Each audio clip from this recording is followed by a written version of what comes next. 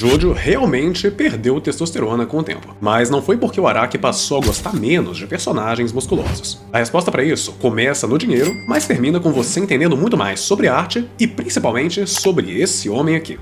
Para você entender 100%, tem uma regra que eu preciso deixar muito clara. Para mangá e anime, tudo é comercial. Então, posto isso, o mangaka não desenha só por diversão. Esse é o trabalho dele, é disso que ele tira o sustento. Então, se ele quer continuar publicando, ele tem que entender o que o mercado tá procurando naquele momento. E quando Jojo começou a ser publicado, lá em 1987, era a época do Duro de Matar, Rambo, Exterminador do Futuro. Os grandes heróis do cinema eram Jean-Claude Van Damme, Sylvester Stallone e Arnold Schwarzenegger da vida. Todos eles transmitiam imponência pelo físico. Eram umas geladeiras de 6 portas feitos para impressionar logo de cara. Naturalmente, isso também aparecia nos mangás. Por exemplo, o Hokuto no Ken, que foi a maior inspiração para Jojo nesse sentido, também era nessa mesma pegada. Macho forte pra desgraçar, trocando porrada. Então, quando a gente olha pra parte 1, ela também tá nesse contexto. O Araki também precisava conversar com o mercado daquela época. Era assim que ele conseguia publicar e sobreviver sem precisar trabalhar no atacadão. Além disso, naquela época o Araki também era muito novo. Então, além da necessidade comercial, talvez ele nem tivesse descoberto ainda a identidade que ele queria pra arte de Jojo. Isso aí foi aparecendo com o tempo, e dá pra ver muito bem quando rolou a maior mudança na arte dele. A história de Jojo foi planejada inicialmente até a parte 3. Então, mesmo se o Araki quisesse mudar o estilo nessa época, ele não podia ainda. As 3 partes estavam conectadas e precisavam transmitir uma identidade visual parecida. Mas na parte 4 isso mudou. O Araki então passou a ter muito mais liberdade pra experimentar. E essa liberdade veio porque Jojo já era uma obra conhecida. O público já sabia quem era o Araki. Ele já não precisava mais convencer ninguém desenhando no padrão da década passada. E com isso, ele começou a colocar mais a própria personalidade em Jojo.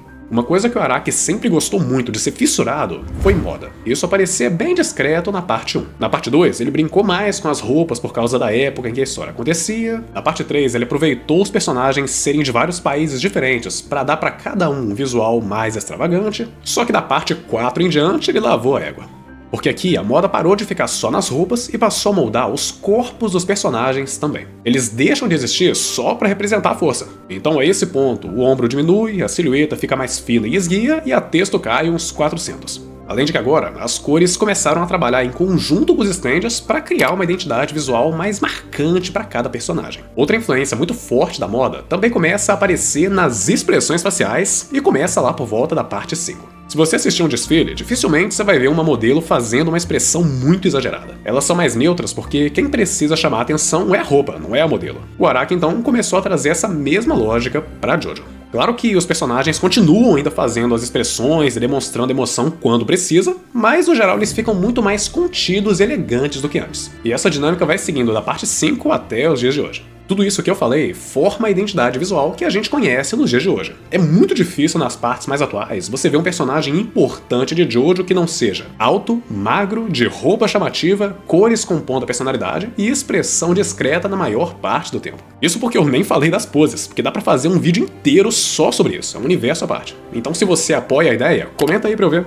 Enfim. Essa é a filosofia artística da obra. Então, sim, Jojo perdeu muita testosterona ao longo dos anos. Mas isso rolou porque lá no começo, os personagens tinham que exalar a testosterona para chamar a atenção no mercado que pedia esse tipo de herói. Hoje o Araki já não precisa mais disso. Ele é livre para desenhar do jeito que ele quer, e o que ele quer é mais estrogenado mesmo. É bem bacana ler o mangá para acompanhar essa evolução. E com evolução eu não quero dizer que hoje em dia tá mais bonito não. Eu, por exemplo, prefiro os visuais da parte 5 até a 7 e não gosto muito do que rolou da parte 8 pra frente. Mas é impossível negar o quanto o Araki amadureceu como artista, já que ele descobriu o que ele queria expressar, ele encontrou uma identidade visual própria que não dá mais pra confundir com nenhum outro artista. O preço disso foi só abandonar o padrão da arte comercial que tinha na época que Jojo começou. Isso já aconteceu com vários artistas, inclusive. Se você for olhar pra carreira do Piet Mondrian ou do Pablo Picasso, você vai perceber que os dois começaram pintando quadros realistas. Mas com o tempo, os dois pararam de expressar o que existe no mundo real e começaram a tentar expressar o que existe no mundo abstrato das ideias. E gostando ou não do resultado final, não dá pra dizer que eles não encontraram uma identidade visual própria, que você bate o olho e já sabe que é deles. E com Araki aconteceu a mesma coisa. Se ele não tivesse conseguido conquistar o espaço lá no final dos dos anos 80, ele nunca conseguiria criar um Jojo tão autoral quanto o de hoje. Porque enquanto você não é um artista grande, a arte fica sim totalmente comercial. E se o artista não tiver o jogo de cintura para conseguir vender o próprio trabalho, ele vira um Van Gogh da vida. O Vincent era um pintor brilhante, mas ele nunca conseguiu colocar a própria arte no mercado daquela época. Aí ele morreu sem reconhecimento e sem conseguir viver daquilo que ele produzia, mesmo sendo um cara genial. Acontece que a testosterona não foi embora só com a arte, porque as lutas e a própria escrita de Jojo também mudaram ao mesmo tempo. Os motivos de mercado que eu falei antes também se aplicam aqui. Na parte 1, o sistema de poder era o Ramon, então o raciocínio das lutas era simples. Aparece o inimigo, o Jonathan fortalece o Ramon e vence. O Dio manda o vampiro mais forte e o Jonathan fica ainda mais forte também. No fim do dia, quem resolve o problema é a força. Só que na parte 2 já começa a aparecer um lado do Araki que mais tarde ia dominar completamente. Porque o Ramon continua existindo, mas o Joseph usa ele de um jeito muito mais criativo. Antes o Jonathan botava o Ramon numa espada e já era um negócio ousado pra caramba. Mas agora o Joseph coloca Ramon num pombo e enfia ele na boca de uma mulher no dia mais normal dele. E aqui já dá pra perceber que o Araki gosta muito mais de escrever lutas com estratégia do que só ir aumentando o nível de poder. Ainda tem muita porrada, claro, mas agora a inteligência vai começando a ganhar espaço na obra. A parte 3 elevou muito mais a criatividade com os stands, e aqui não tem nem o que dizer, o homem revolucionou mesmo. Porque o Ramon tinha limites muito claros, já os stands podiam ser qualquer coisa. O problema é que, como esse sistema ainda estava engatinhando nesse momento, o Araki também não explorava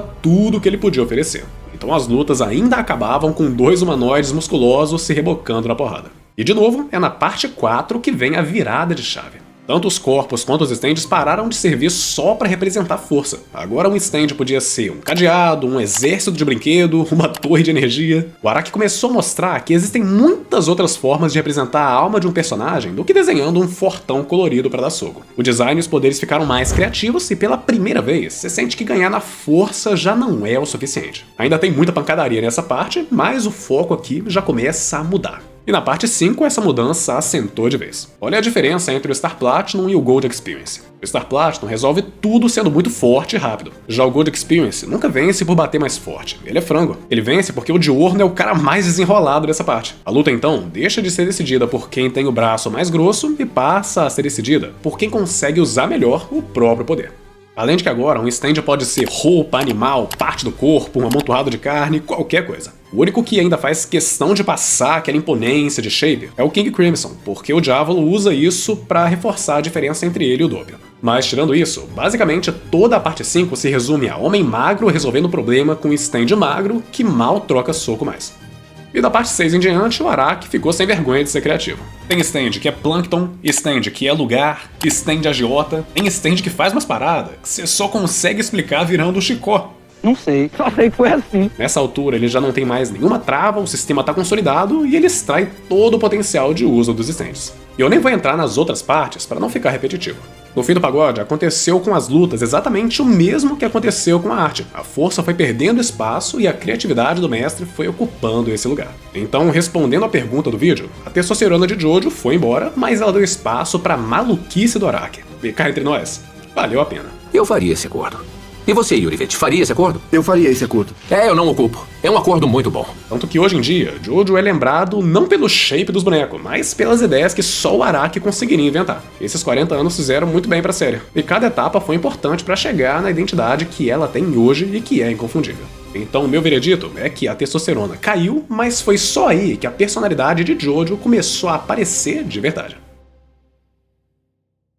E se você gostou do vídeo, faz o padrão, deixa o seu like, se inscreve, hypa o vídeo e também comenta o que você quer ver nos próximos e o que você achou desse tipo de análise. Eu quero que você dê a sua opinião. Coloca a boca no mundo, porque eu quero muito ouvir a opinião de vocês, eu leio tudo e podem ter certeza que eu levo toda sugestão em consideração. E se você quiser apoiar ainda mais o meu trabalho, considere se tornar um membro. A gente tem uma comunidade exclusiva no Discord, que é só pros membros, a gente interage bastante, eu apareço inclusive, a gente vai cal, tem muita resenha, e eu garanto que você vai gostar muito. E experimenta clicar em algum desses vídeos que tá aparecendo aqui no lado, porque você pode gostar muito do conteúdo deles também. Então até a próxima e tenha um bom dia, uma boa tarde e uma boa noite. Valeu!